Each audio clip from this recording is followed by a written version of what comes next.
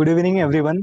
I welcome you all in day 26 of internship program on IoT project development using industry grade microcontroller. Last time we saw that how to create a simple user interface in Android Studio. We created a edit box in which we took user input and we also printed that user input in log menu. Again, we printed same that user input on the screen of Android application also. So today we are going to create a user interface, a very simple user interface using which we can send data to the Firebase. Also later we will be receiving data from Firebase and we will display that data in screen of Android application. We are going to do this all using Android Studio.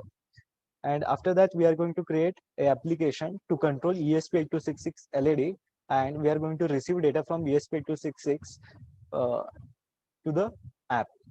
So we are going to cover all this, and because of the cancellation of yesterday's session we are going to continue till 7:30 today. So without wasting further time, we will start with the today's session.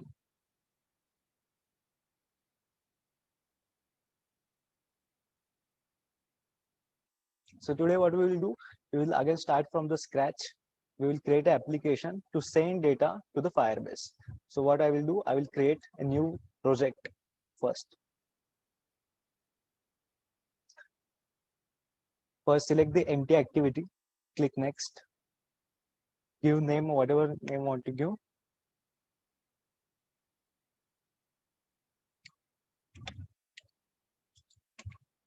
Firebase app 1. I will give this name. I simply click finish. Okay. It will create a new project. I will just simply close this project.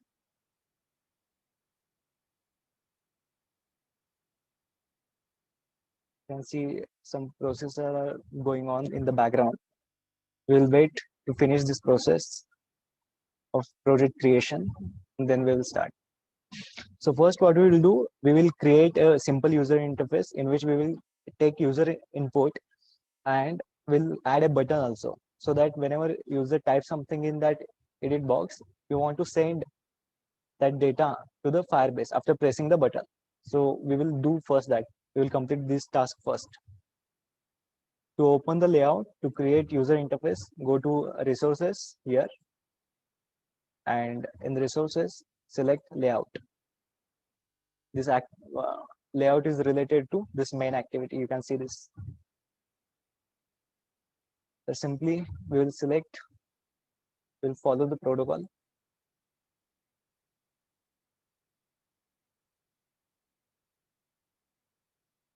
Okay. Now we want to work in relative and linear layout. So I will just simply delete this. To convert any layout, you just type relative R, capital R. You can see this option, relative layouts. Click enter. Okay. Now this user interface is relative layout. Simply I will delete this first. Whatever user interface you want to create, you have to write code related to that user interface here in between these lines. You can see here this less than sign and this gap. So first thing what we want to do, we want to take user interface. So first type less than sign, then type capital E. You can see the first option available is edit text. Simply hit enter. Give width as wrap content and wrap content. So it will simply cover the space, only space that whatever characters user has tapped. Next is according to sequence we have earlier talked, ID is there. So simply type ID, hit enter, again enter, and give ID as user input underscore input. And after that, we want to give position of this user interface. So we want it in the middle of the screen. So just type center, cap C. You can see here there are three options available. First is center horizontal, center vertical, and there is third one, center parent. If you select this center parent without selecting these two options, you can set this edit text to the center. So it will parent, center in parent means center in the screen. Okay, just what I will do, I will just simply select the center parent and see what happens. You can see here, edit box, we have centered our edit box in the center. After that, we want to give text color. Text color, and see here as black. After that, text size as 30 will give, so everyone can observe it. After that, hint. Whenever you are adding edit text in your user interface, you must add hint so user can understand what to type. Hint is type here.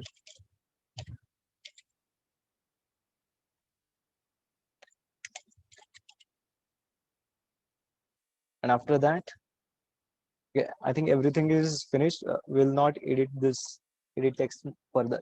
I will just end it.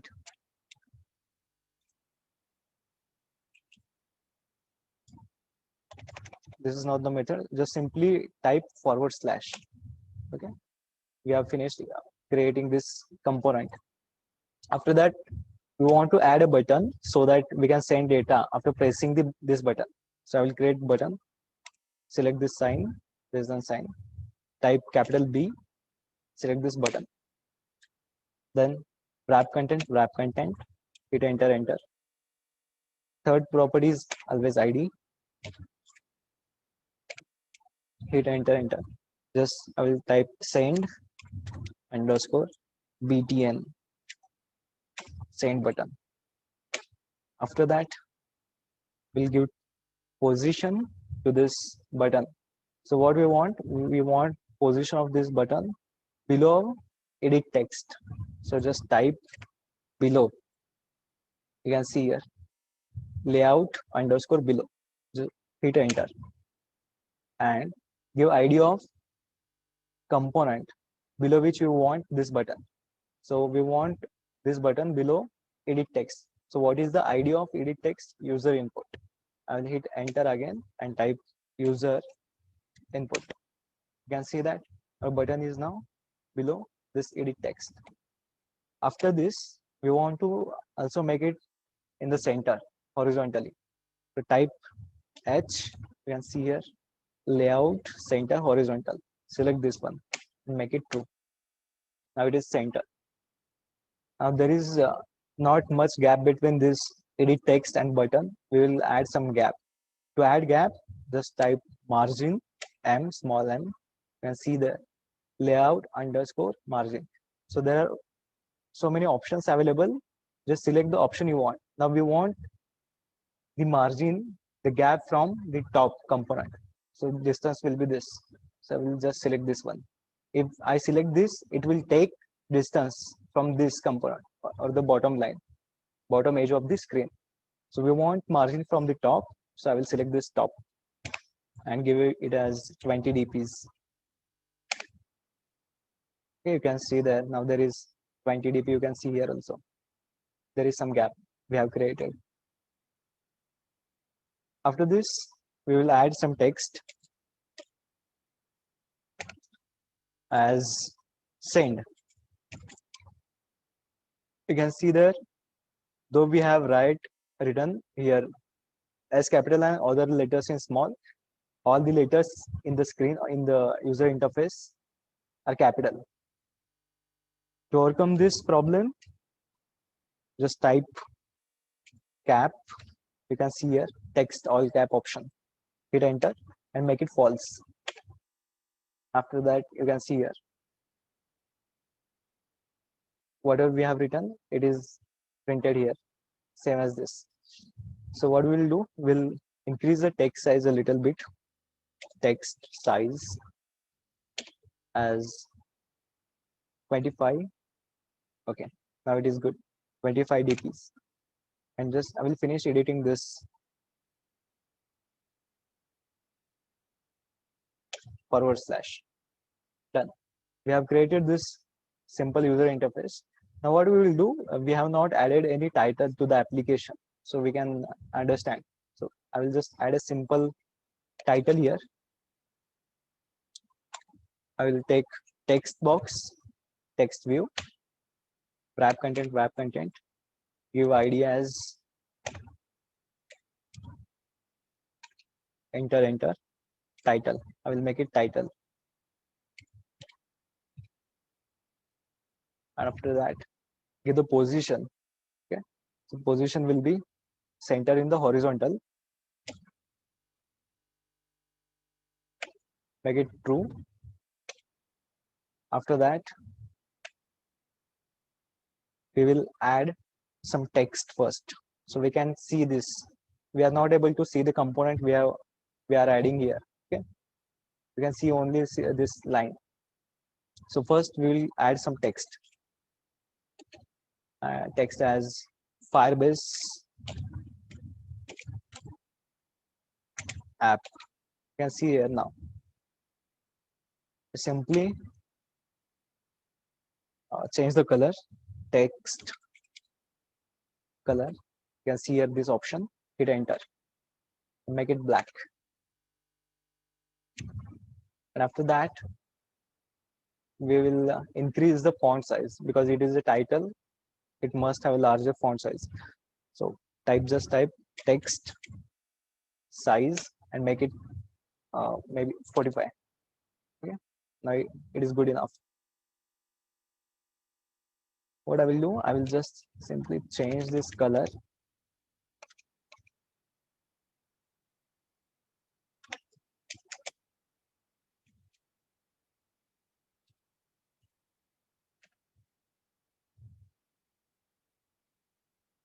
to purple, 500. Make it DP. After that, what we want to do, we want to take a little bit down. Okay? It is at the top. We will take it here. So add some margin from the top. Hit enter again. Add margin top. We will add as like 50 dps. Okay, it is good enough. And okay, that's it. We'll just finish it. /. After this, we will integrate our application with the Firebase. Okay, so we have created this user interface to take input from the user. After pressing this button, we will send the data, whatever data is available. We have typed in this edit box. We will send this to Firebase. So we'll go to backend now. And here you can see we haven't connected the Firebase to the application yet. So we'll just go to tools first. I have logged in using the same email ID which I have used for the Firebase. Just select the Firebase now. From the tools, select Firebase.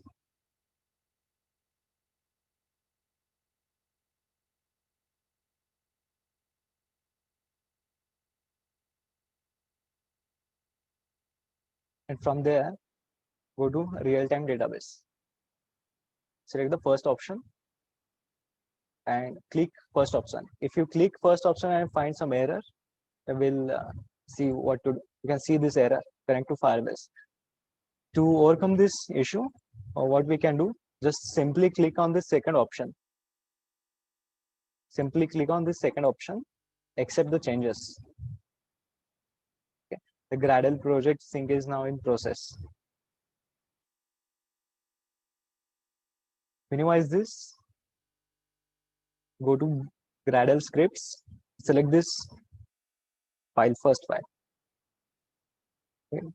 It is still in process. We'll just wait for a few seconds.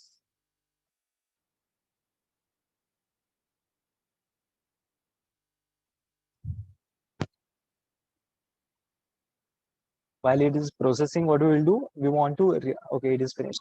We'll remove this one.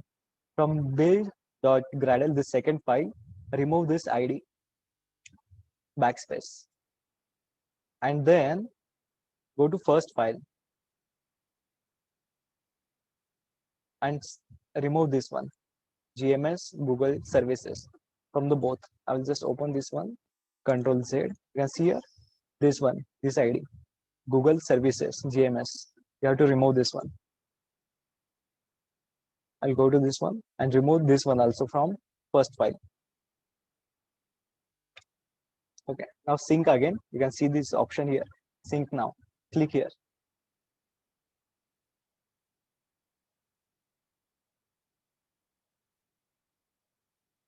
Okay, fantastic. After this, go to tools again, select the Firebase.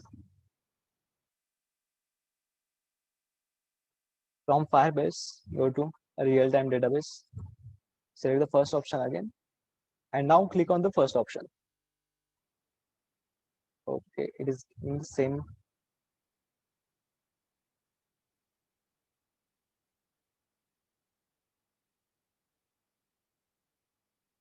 Just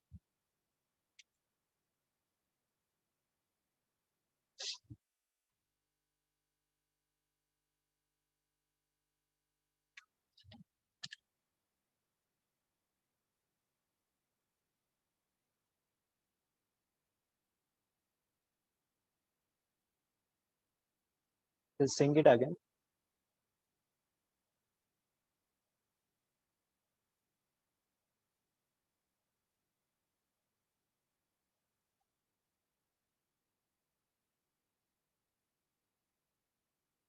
Now, okay, we haven't built it. Now that error has gone. Okay. So if you face this problem again, just resync it again. I'll just minimize it first and I will build first.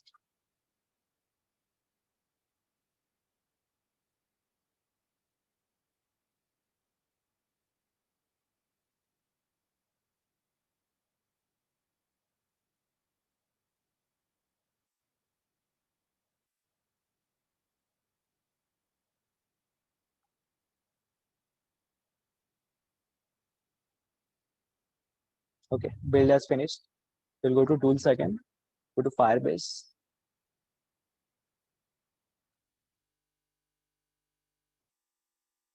Real-time database, select this first option, or click. Okay. Now there is no issue of that error.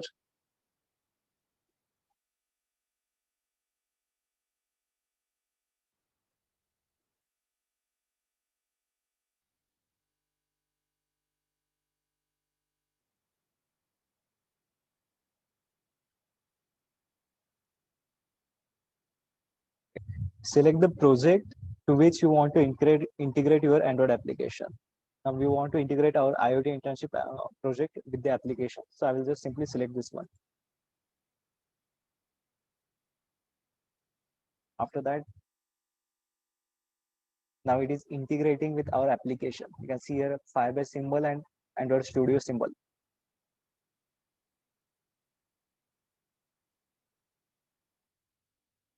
Okay, now simply click on the connect. You can see here your Android Studio project is connected to Firebase Android app. Simply just close this one. Now simply just follow the process again.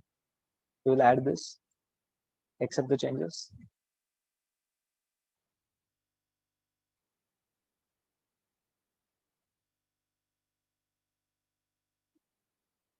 Okay.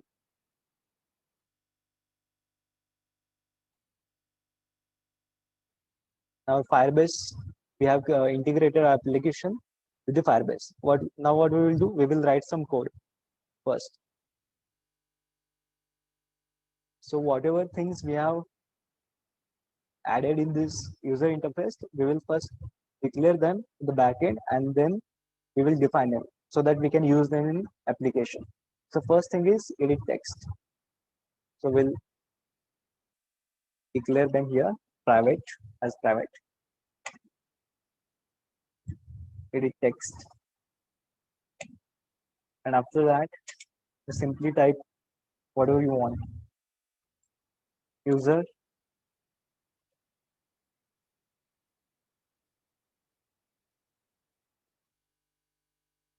next give semicolon. After that, add private button.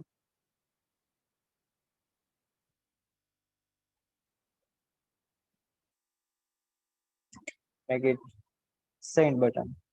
Send BTN. Now we will find them. What are they? So first thing, select this variable as, sorry, user input equals to find small f, type, just simply type small f. It will give you this first option. You have to select find view by ID. Hit enter. Type capital R dot ID dot, give the ID of this edit text. What is the ID? User input. You can see here. ID of edit text is user input. You can see here. Give the semicolon. After that, find the button, send button, send BTN equals to find view by ID, capital R ID, and send BTN. Make it semicolon. You can see here, send BTN, ID of this button. After this, we will create a click listener, so that after clicking the button, we want to make some process. We want to do something. So to do that, just take this variable, button variable as here, and type send BTN, hit enter. Dot. You can see the first option. Set on click listener, hit enter. After that, type new, then view dot on click listener. This everything is how to use this button in Android application. Everything is available in the documentation of Android Studio. You can simply search it and find this code. After that, after clicking the button, you want to send data to the Firebase. Simply we will create a function. We will call a function from here to Firebase, or data to Firebase. We have not created this function yet. I'll just simply add this function here. After this, what we will do? We will create this function here. So just simply type public void as return type. We do not want to return anything. Void data to Firebase.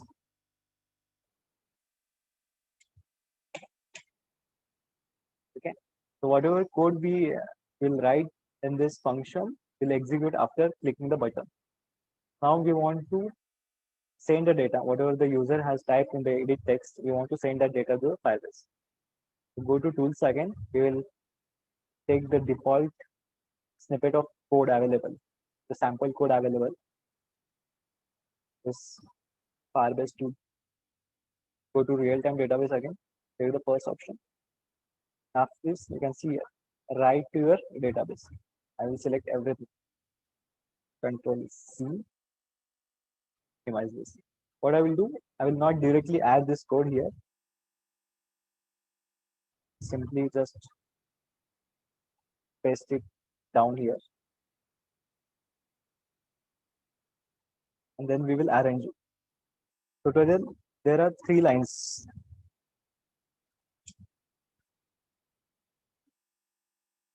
So what we will do, we'll go first one by one. So this is the database, this variable is. Okay. And what we will do, we'll just copy this, control C. Then we will paste it here. We'll first declare it. You can see here. If anything is, you can see that it is in red. Okay. It means that we have not imported. You can see in import, only these things are here. So if you want to import this database, Firebase database library, what you can do is simply uh, put cursor on this Firebase database on any other library. Just click here, import class. It will add this form dot you can see here. After clicking, it has added this library. And after this, you can see here, same thing is here. Just make cursor on this and then hit put class. You can see here, we have taken the database reference. Now we will again declare this one also here, copy, and paste it here, control V. We'll discuss what each of the line does. Now what I will do, I will just simply delete this one. The reason I have declared it as globally so that we can use these lines of code anywhere in the code. So that is the reason I have declared it over here. Simply just control X, and after the declaration of definition of these buttons and the components, make control V here. Can define this one. Control X, control V, and control X, and we will put this in our function. So we will understand first. So whenever we press the button, this function will call. Okay? Whatever we have written in this function will get executed. What we have written, my reference. What is my reference now? You can see here. My reference is assigned to database, which is real-time database. Dot get reference as path, as message. So whatever we are setting from here, you can see here. My reference, the path or the child or branch structure, it is referring to that. Okay. So my reference dot set value, it will set value against this object, which is message. So it will create a object in real-time database. So it will, after pressing the button, it will create here a object called message, and after against this object message, it will write whatever value you have set here. So what value you want to set? You want to set user input. So we'll take that. We'll just take this one.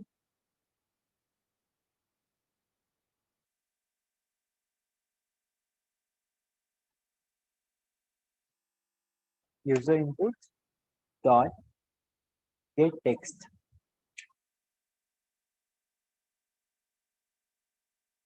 Fantastic. After this, it will set whatever we have written in the edit text here in the real-time database.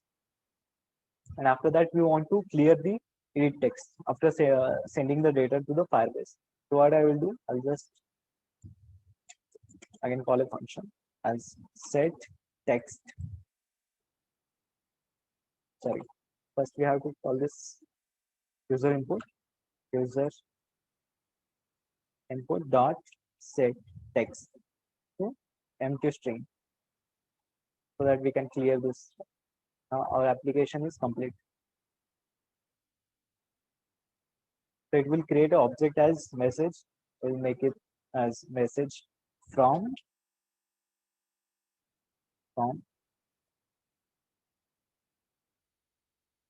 app. I'll just make this capital M. Fantastic. Now what we will do? I'll just connect my device, my Android device. Then we'll run.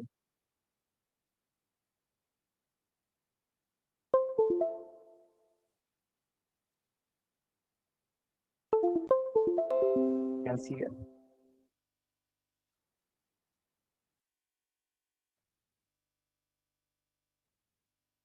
I'll just simply run it.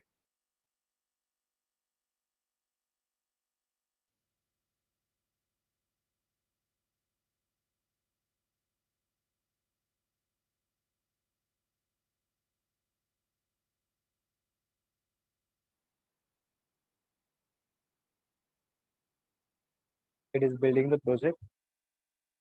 After this, it will install.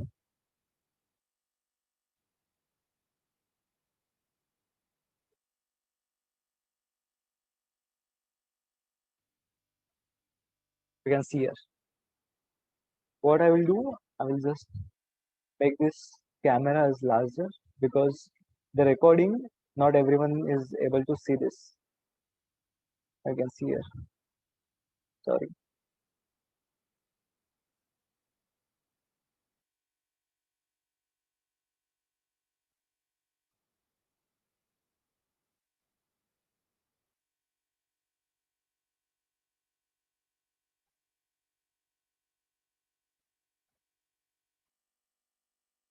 I'm not.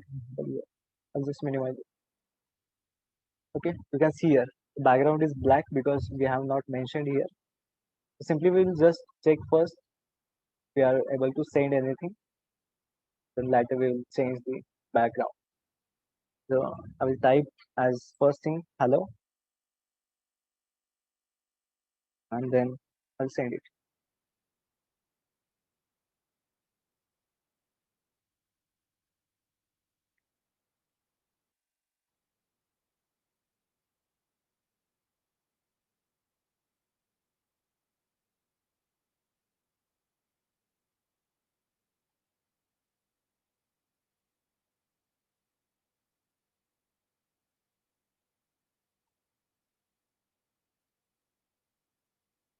I, there is some issue with the application.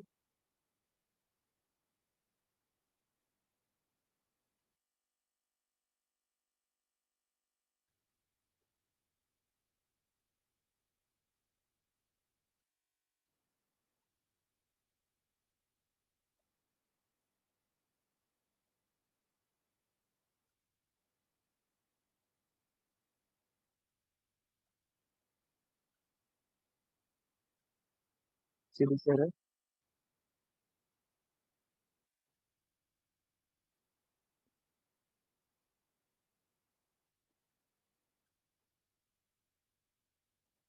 Just right.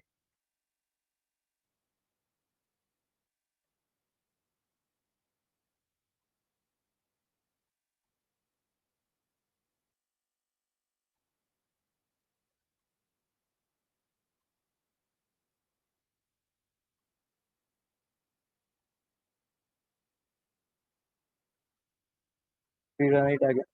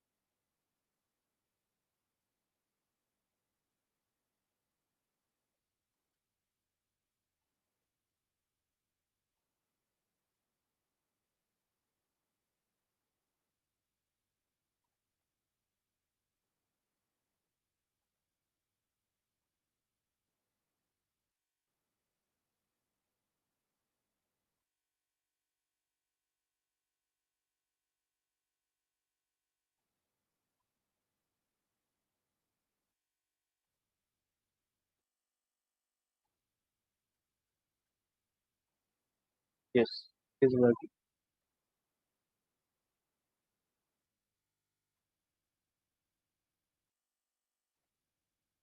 Just quickly debug this. There is some issue with the code.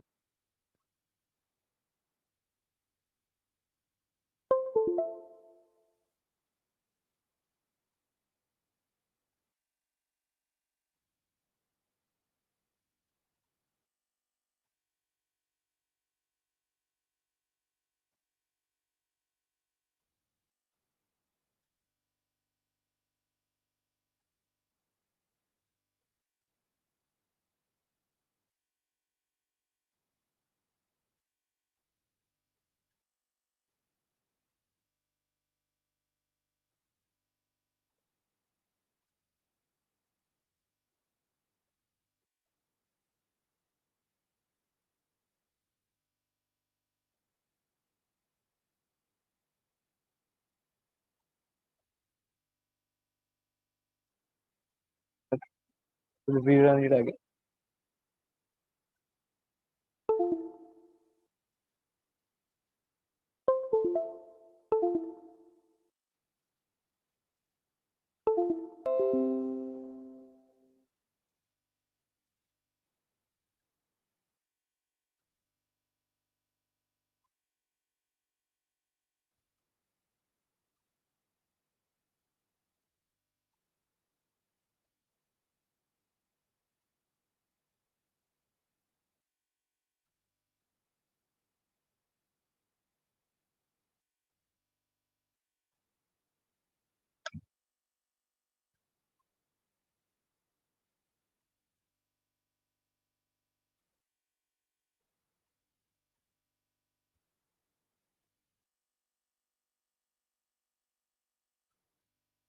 If still this will not work, what we'll do, we will not continue this. I will explain the other app which we have created successfully. So what is the problem? I will just tell you tomorrow. Already have created this application. We'll just try for one more time again.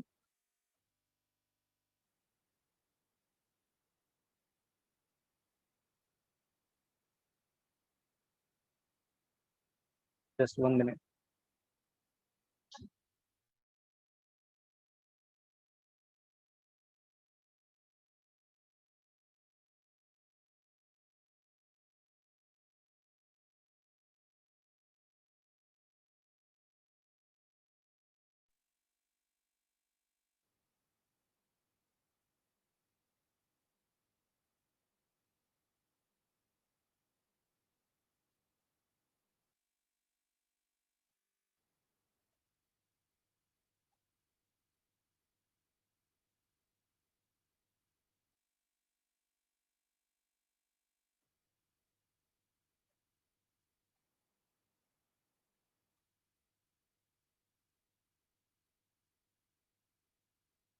We'll run it again.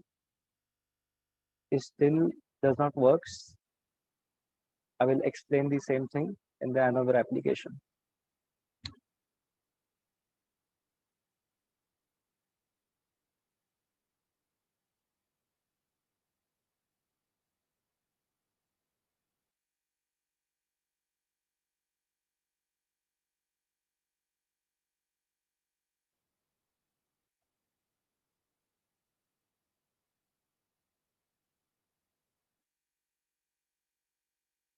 There is some problem. Still there is some problem. What we will do? We will discuss this problem tomorrow. We will not waste time further debugging this code. So already I have created the similar code. I'll just simply open that.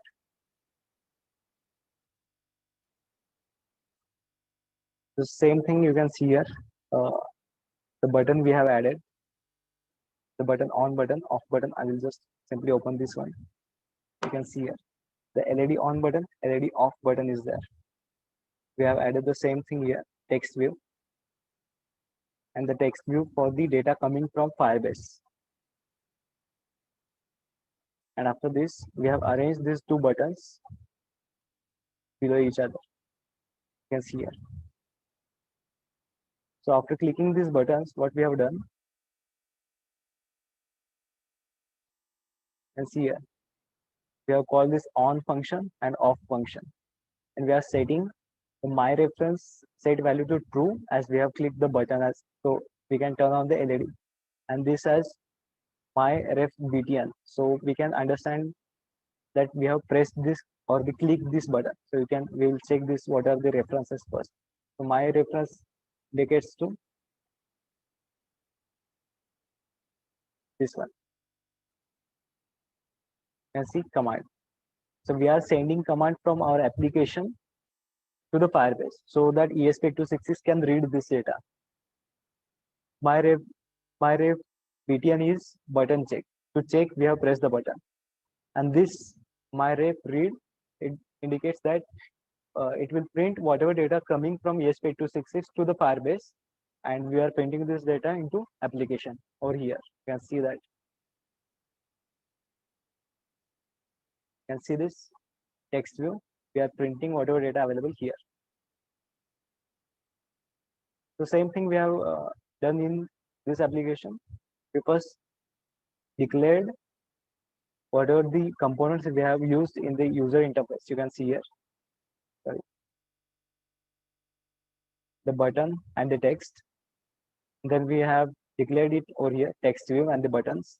After that, we have declared this Firebase database and the references. After this, we have defined all the components over here, the button, the references, the Firebase. After this, we have set this button so to set on click listener, so that whenever we press this button, we'll call this function as on. You can see here.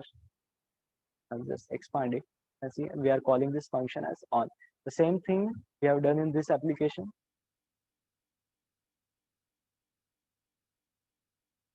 We have created this function instead of on, and we are setting this myref.value to the user input. You can see here, we have called after the clicking this function. The same thing we have done here in this application. We are calling on. Now after pressing off, you can see here, we are calling this off function. So in on and off function, we are setting the values of the LED state, true and false. This btn is button check that we have pressed this button.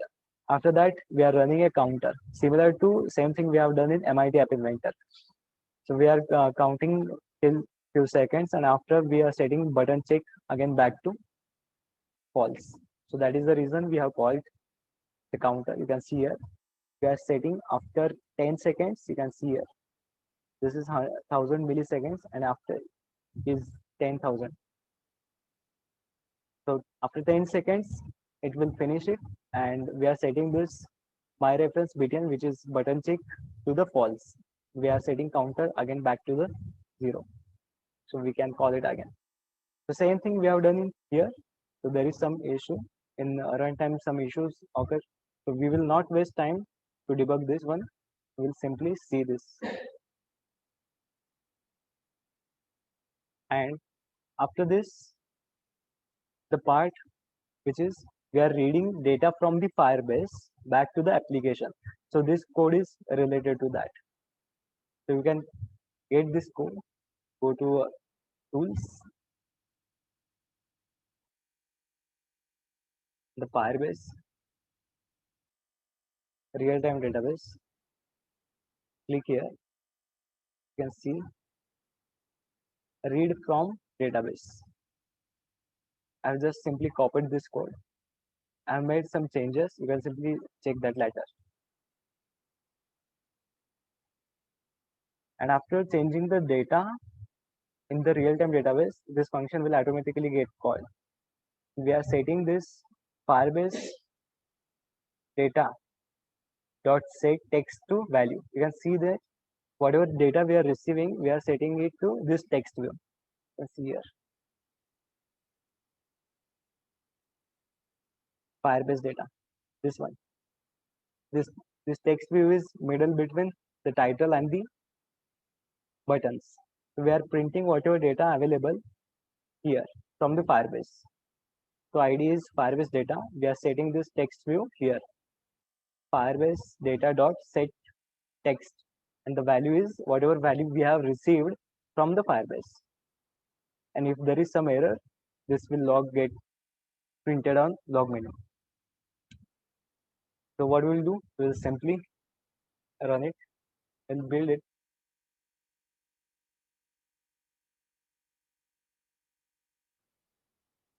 And the reference, we will check the reference from ESP. We will create this reference here in the real-time database as from ESP, and we will add some value as 156. You can see the references here also. Come on. Now we'll just simply check that on the Firebase.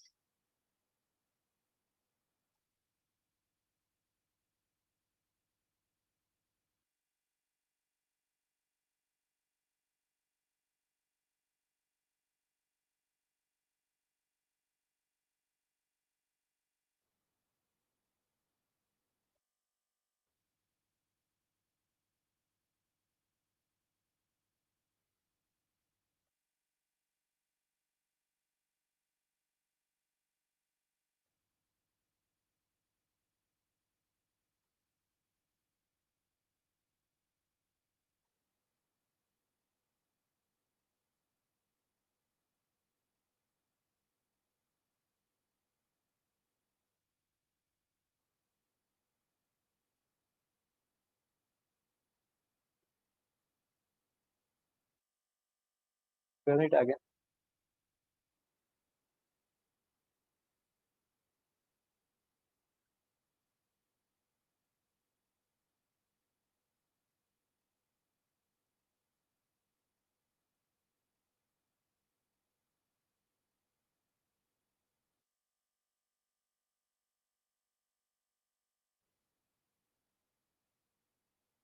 Okay,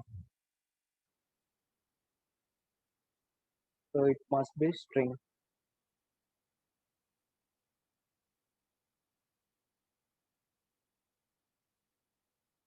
I will run it again.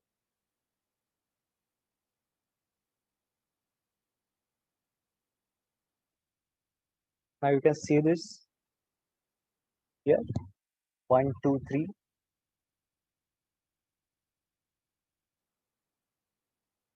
I will change simply. I will change it to 483, and I will hit enter. You can see here the data we are changing in real-time database. We are receiving the same data in the application. So I will just change it to hello. See here. We hit enter. You can see here also.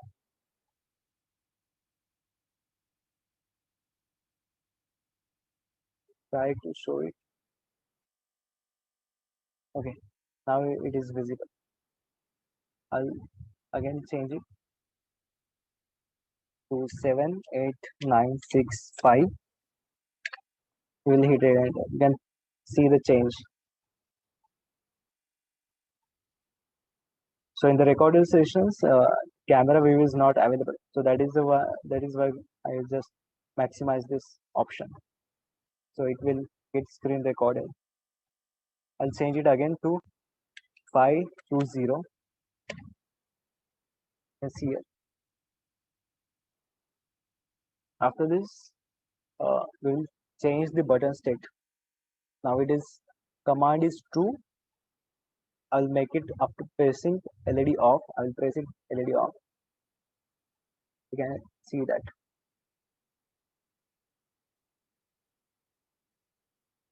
And after some time, the button check will automatically get set to false. Now I'll make it true. I have clicked on true. I'm not pressing any button. And after some time, the button check will automatically go to false because of the counter. See this false. I'll make it again true. Sorry, false.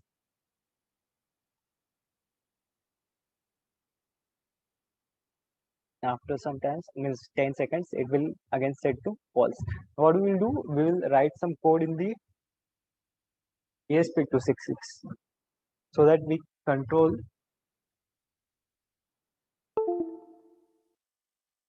LEDs of ESP8266 from Android application. We'll just simply open this. You can see this. This is the last time we have written this code for MIT App Inventor. We'll just simply use this code. We'll make few changes. I'll just copy this. Control A, Control C. I will create new file. Close this one. Control A, Control V. Now everything is same. The only thing will change is these conditions because you can see in case of MIT App Inventor, the string was not pure. But in case of Android Studio, the string which is coming from application is in pure form. It is just in simple double quotes.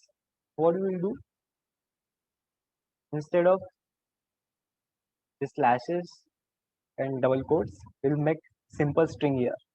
I'll just remove everything. Okay. Just keep it simple string.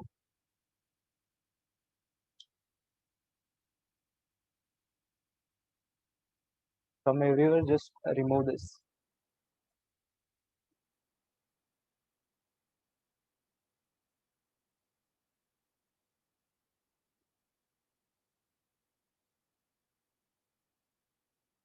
Okay, false, false. Here also, here also, here also, and here also. Okay. And here we will just change this to from ESP, because we are reading data into application from this object. You can see this from ESP. So that we must set data to the from ESP, and check the application here. References, go to references. We are getting data from ESP. So we must put data against this object. And simply upload this code to the ESP.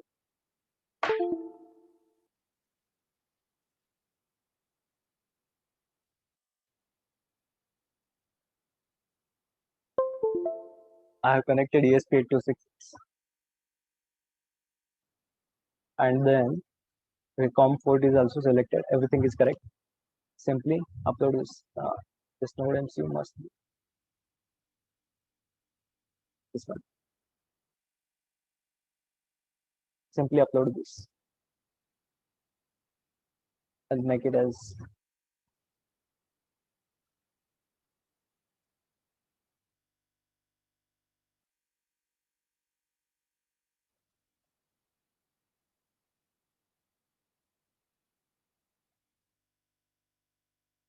okay. Now it has started compiling.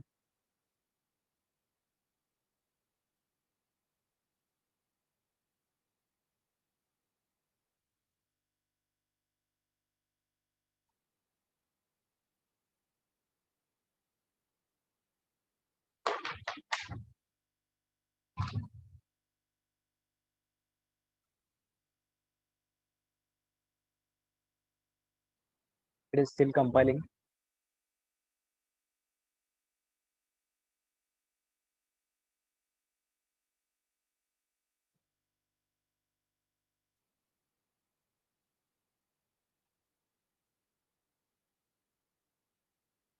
You can see here.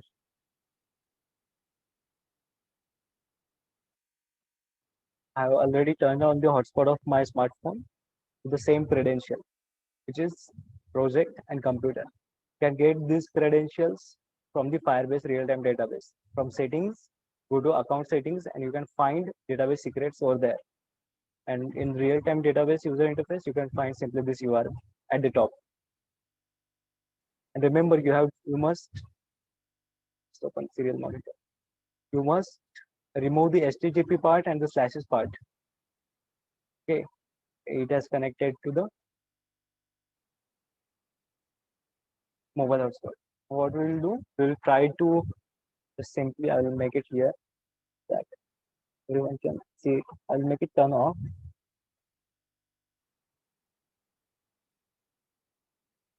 I will open the real-time database also.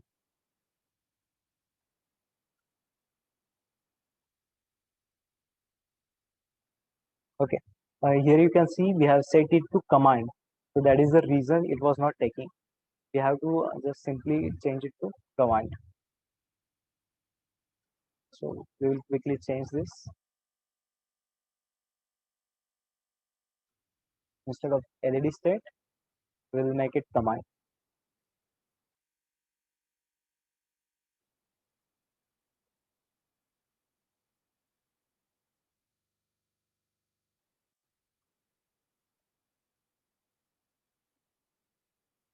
Okay, button check is, we will simply just check for the button check also now.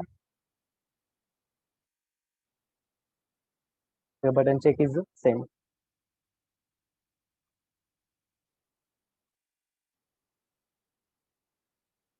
Okay, I will upload it again.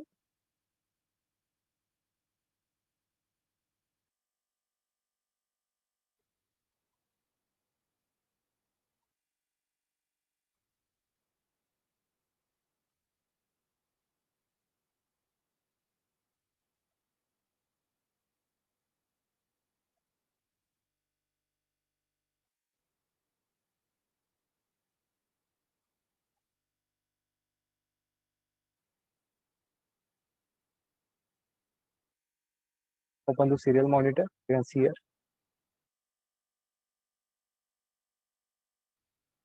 that will real-time database also.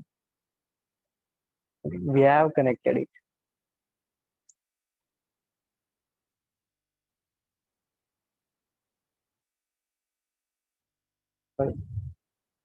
Even though command was false, LED was on because the button check was in the true condition. That was the reason.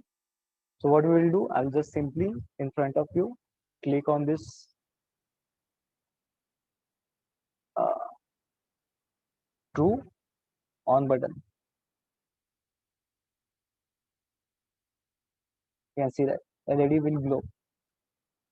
As soon as LED will glow after the completion of operation, button check will automatically get set to false. I'll make it turned off again. You can see here. Okay, turn on. I'll turn off it again.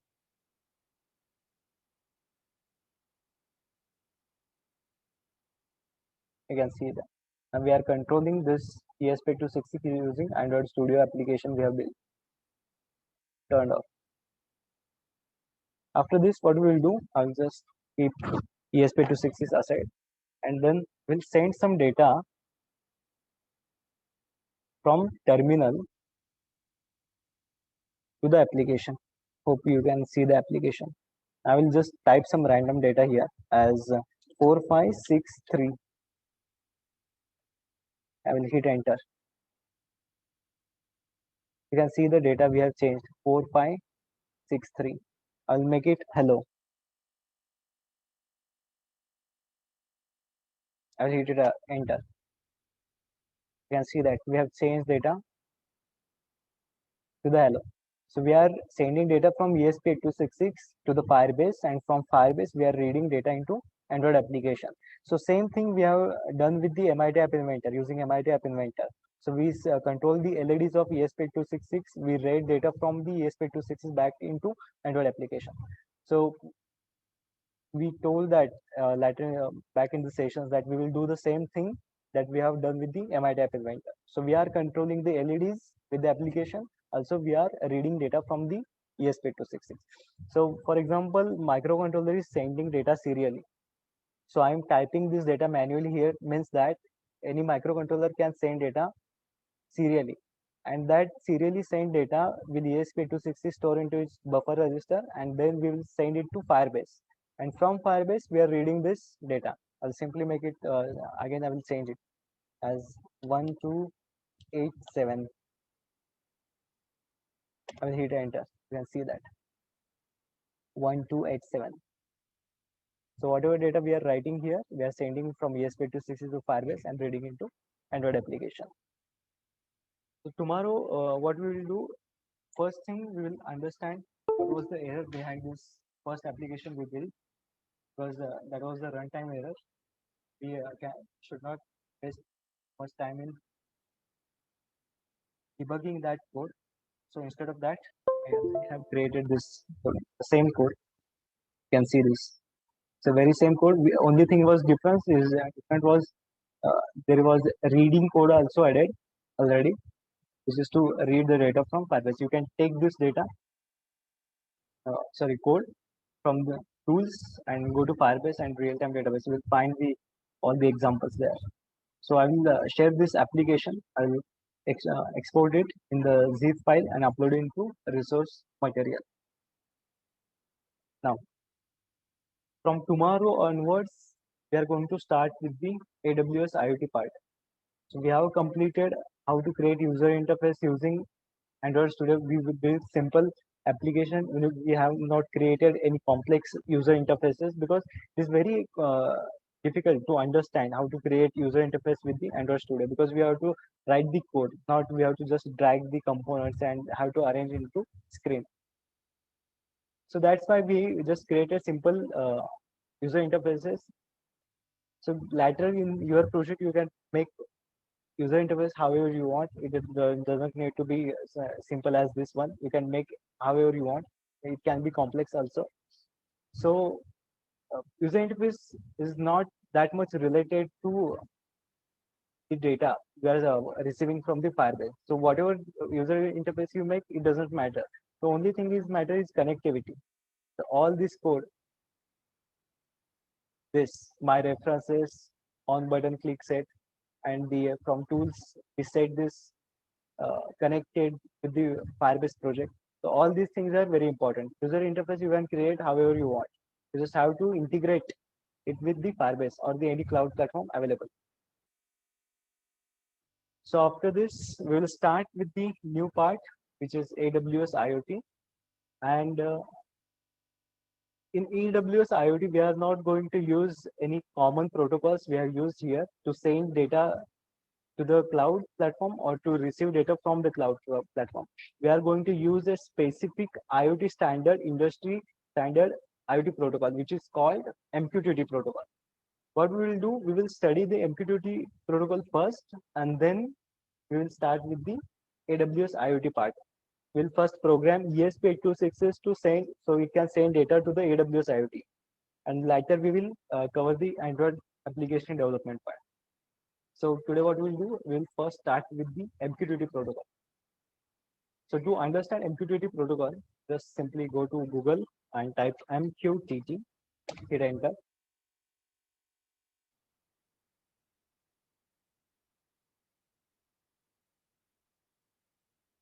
The internet is little bit slow today.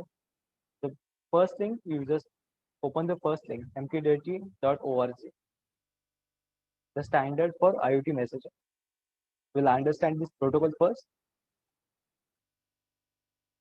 You can see here, all the things required to understand are present here, this website. So MQTT is nothing but a standard for IoT messaging. You can read this.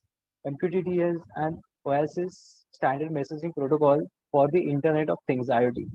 It is designed as an extremely lightweight publish subscribe, which we are going to discuss about this model, publish and subscribe. What does it mean? Messaging transport that is ideal for connecting remote devices with a small code footprint and minimal network bandwidth.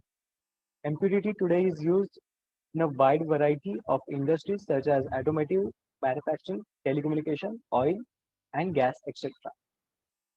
So you can see here what is this protocol is explained here.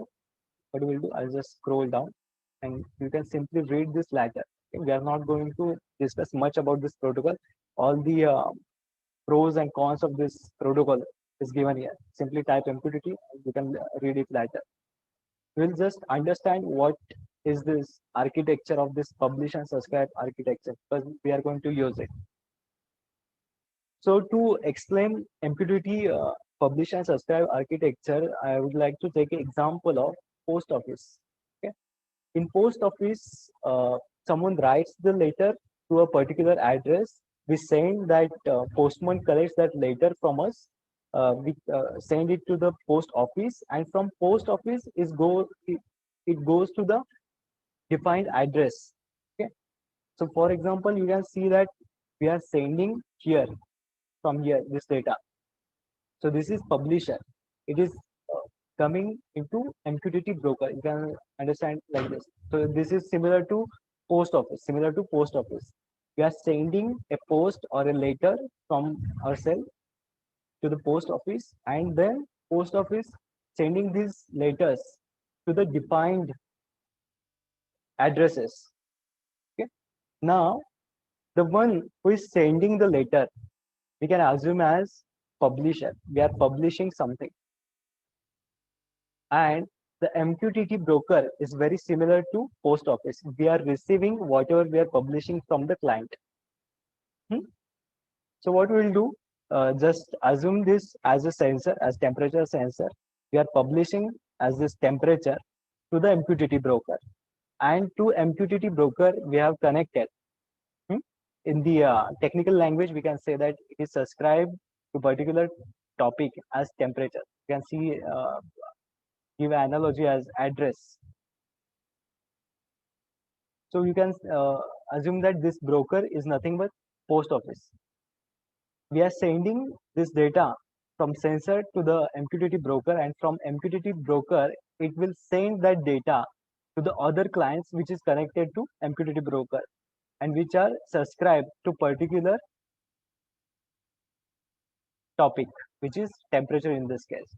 So whenever any device, for example this temperature sensor, will update the data to the MQTT broker, As soon as it gets updated into MQTT protocol, it will send the data to all the devices which are connected to MQTT broker and subscribed to this particular temperature topic. It can be possibility that we are sending data to the topic temperature. We have connected this device, we are publishing from this device to the MQTT broker. And it can be possibility that there are so many devices connected to this MQTT broker, but only few of them are subscribed to this particular topic, which is temperature. So only those clients or the devices will receive this data. So this is a network. Try to understand that so many devices or the clients are connected to this MQTT protocol, MQTT broker, sorry, and some of them are publishers and some of them are subscribers. You can see here, this one is publisher, this one is subscriber. So the publisher will publish data to a particular topic. For example, this one is temperature, and all the devices which are subscribed, but the most important thing, they must be connected to MQTT broker. They must be connected to MQTT broker and subscribe to particular channel. Then only they will receive this data. Now we will take example. We'll just consider there is another device or the client which is publishing data to topic moisture. Okay, similar to temperature, but it is publishing data to the moisture as moisture measurement device. It will publish data to MQTT broker, and all the devices which are connected and subscribe to particular moisture topic will only receive this data. Okay. So this is the architecture of publish and subscribe model. So I will just try to explain it again. You can see here, we are publishing this temperature. We are collecting it into this MQTT broker. It is called as broker. All the devices, it can be publisher or subscriber. All are connected to the MQTT broker. So whenever we are publishing anything to the broker, all the subscribed devices to this particular topic will receive that data. This is the publish and subscribe model. So we are going to use this model in the AWS IoT. So that is the reason I have just explained this. And what you can do is just simply click if you want to learn more about this MQTT protocol, because it is highly secure protocol. And simply click get started. You'll find all the concepts, essentials here. MQTT specification, the version wise specification is given. Okay. MQTT 5, MQTT 3.31, all the specifications are given. You can simply click on them and read them. All the softwares related to MQTT, you can see here, servers/brokers. In case of MQTT protocol, we do not call broker as server, it's simply called broker. Okay. You can see here servers and brokers, but in IoT, we call it as broker. Simply understand. MQTT broker. These are all the brokers available in the market. You can see this, we already signed another website, the same broker, EMQ. Here it is. So this is a list of all the MQTT brokers. Use cases. So where it is used: automotive, logistics, manufacturing, smart home, oil, gas. Wherever IoT is there, this MQTT protocol, this standard protocol is implemented over there. Transportation, everywhere. You can see that almost all the sectors are covered by this IoT and MQTT protocol. MQTT is nothing but IoT protocol.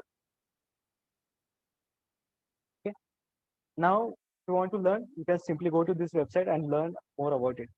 You can just go to YouTube also and learn. After this, what we will start? We will start with the ESP8266. How we can enable ESP8266 for the MQTT. So we will install the essential libraries first. First library, we will take note.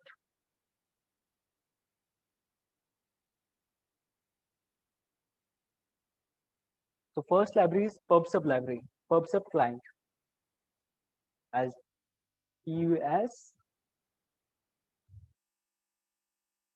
client.h. We have to install this library. Okay. Sorry, pub. So pub means publish, sub means subscribe, client means we are a client, we are connected to the MQTT broker. The PubSub client.h. You have to install this library. And after that, earlier in the sessions, in the initial sessions, we install the JSON library for Firebase. In this case, we have to install the version of Arduino JSON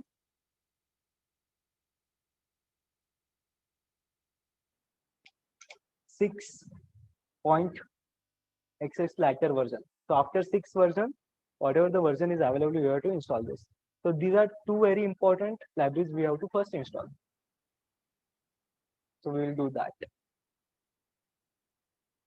I'll just create new so that we will not get confused. To install any library, go to Sketch, include library, manage libraries.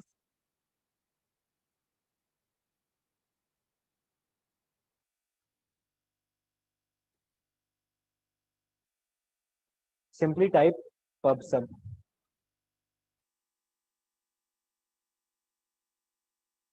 Okay. After typing PubSub, all the list available for this keyword will available. And after that, you have to install this library. I will quickly show you. You can see here, PubSub client by Nick O'Leary. You have to install this library. PubSub client by Nick O'Leary. This library you have to install. So I will again tell you how to do that. Go to Sketch, then include library, manage libraries.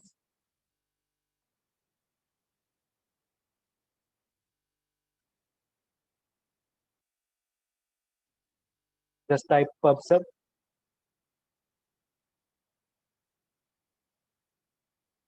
And install this library. You have to scroll down a little bit and you will find this library. Okay, PubSub by Nick. Just install this one. After this, type Arduino or just simply type JSON.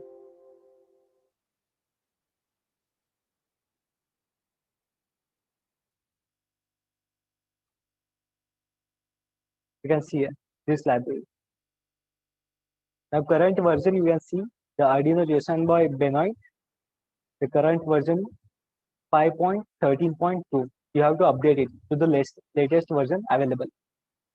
Update it.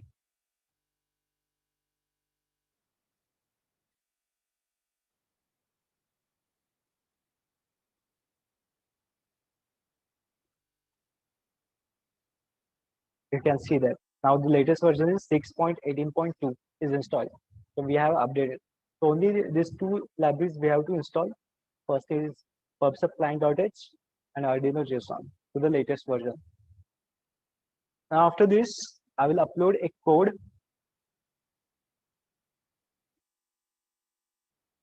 in resource material. You just have to use that. You can see this folder. I will just upload this folder. And in this folder, you will find this two files. One is secret.h and another file is PubSub client. I'll just simply open this file. It is already pre-written code. I will just simply explain that first.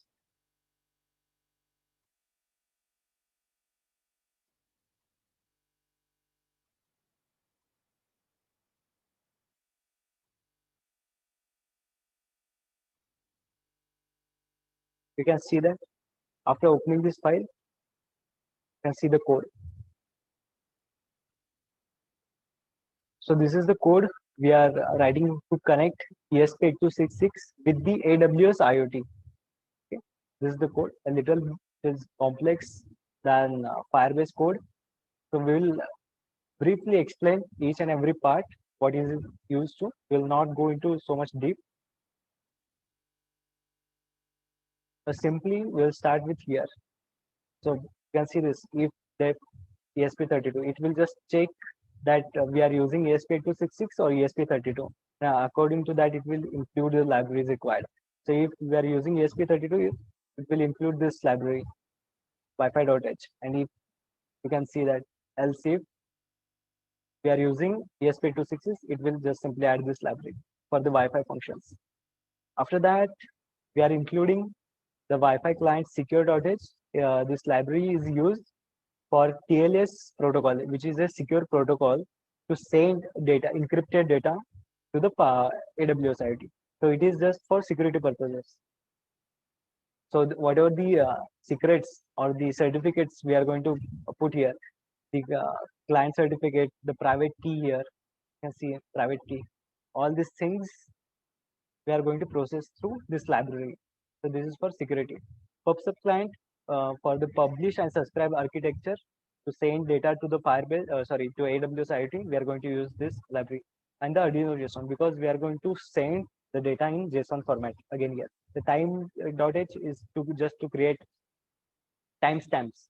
So whenever we are sending data, it will include some metadata, which also have this timestamp. After this, we have included this secret.h file, which is in the same directory as here. Both files are in same directory.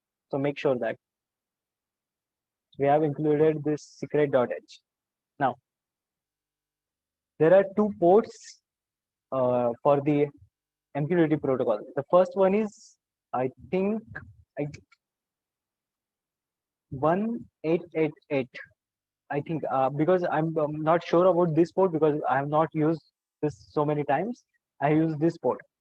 This port is not secure and it is unencrypted. It is used for non-encrypted payload. And this port is secure port 8883, which is used for secure protocol or the TLS protocol. So data will be encrypted in this port. So what is the sockets ports? You can understand by just Googling it. Okay, so we are using this secure port. So our data is encrypted in case of AWS IoT. Here you can see that MQTT subscribe channel. So ESP8266 is subscribed to this channel, particular channel. We are going to talk about this topics later in the session, in tomorrow's session. And this is the published topic. You can see that all both are the same.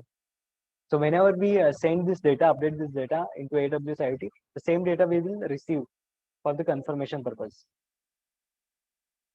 And then we are initializing this Wi-Fi client secure.h library, and then we are processing all the certificates and the credential we have added here through this library using these lines of codes. Okay. And the timestamp related to timestamp, it will create a timestamp. So at what particular time we have sent the data. So this is related to this. So whenever we will receive any data from the broker, so any client will publish some data to the broker. As soon as broker will receive the data, it will send to the subscribers. So message received, we are receiving using this function. You can see here. And we are printing it on serial monitor. You can see here. Serial print. We are printing character by character, payload. So this is for receiving purpose, whatever data we are receiving. This is error. If there are some errors, it will call this function. So I will just ignore this function because we are not going to talk about it. There is some error with the communication. It will just give this errors. List of errors is there. So this function is used to connect with the broker. You can see all the credentials we have taken as input. The publish and subscribe and thing name. Okay. This simple function till here. So it is used to connect with the broker. I'm not talking much in detail because all these codes I'm discussing will be going to be common for each project because we are going to not make any changes in this because every time we are going to connect with the AWS IoT. So we do not need to change anything here. So that is the reason I'm not much discussing about this lines of codes. Connect to Wi-Fi, we have already seen how we can connect with the Wi-Fi available. So it is for just checking purpose, Wi-Fi check. I'll just skip this again. A reboot, Wi-Fi reboot, and the very important is send data. So whenever we want to send data, we need to call this function. So tomorrow we will be discussing about this one also. So how to use that. So it looks a little complex, but we will understand how we can use it to send data to particular topic. And the void setup. We have configured everything we need here. Okay, void setup. Also, we are not going to change anything in the void setup. Just I will skip this. And here we have created timestamp, and then we are calling send data. So whatever data available, you can see here we have called this random function. It will generate from 0 to 100 random numbers, and it will send that data to this state reported. So you can see we have created a JSON document here. So it will create the branches and the child and the parent structure. Okay. So first will be state, the state reported, and under reported there will be value.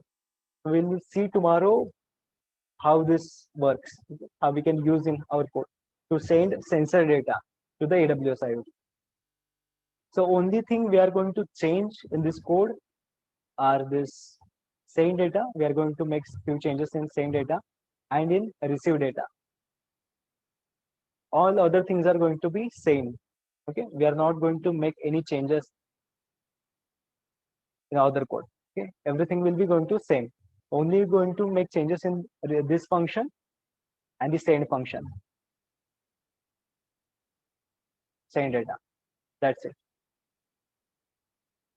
So what we'll do, I cannot complete the AWS, how to get these credentials from AWS IoT now.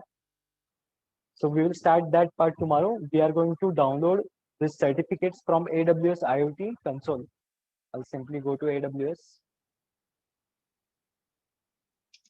IoT.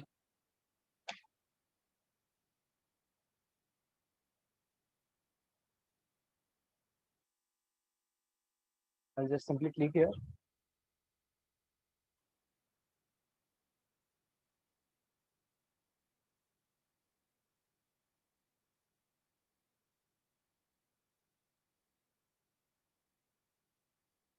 Go to my account.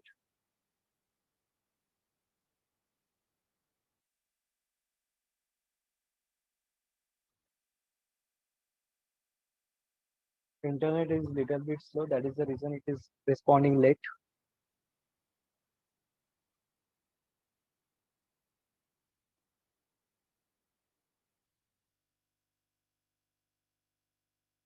I'll go to AWS Management Console. Click here.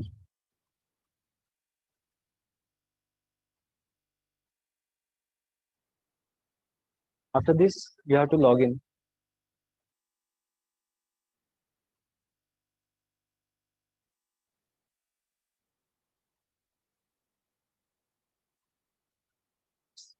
Log in with this. Type this F and F16.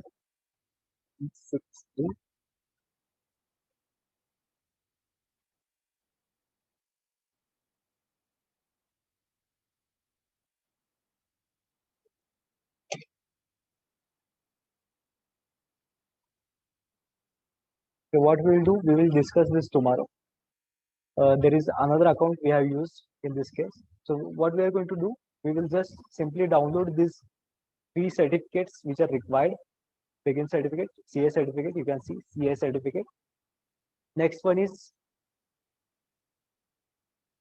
client certificate and the private key.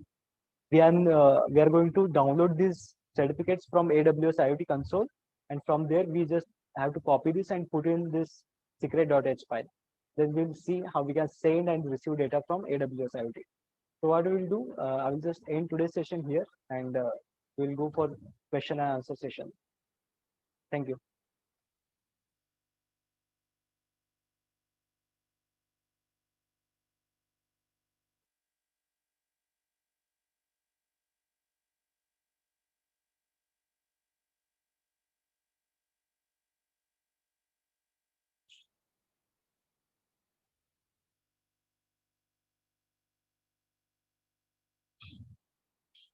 We will talk about the problem earlier we faced in the application.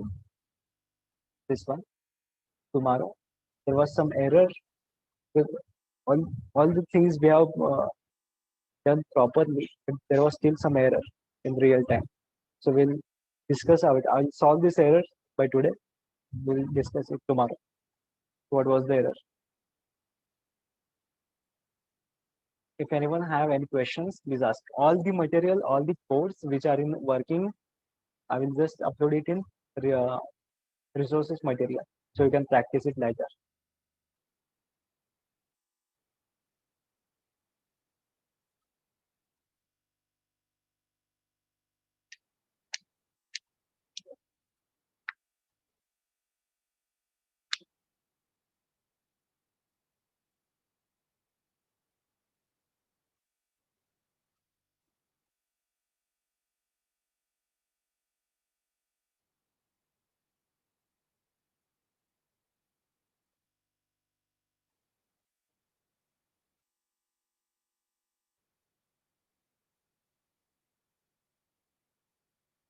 If there are no questions, I will end today's meeting.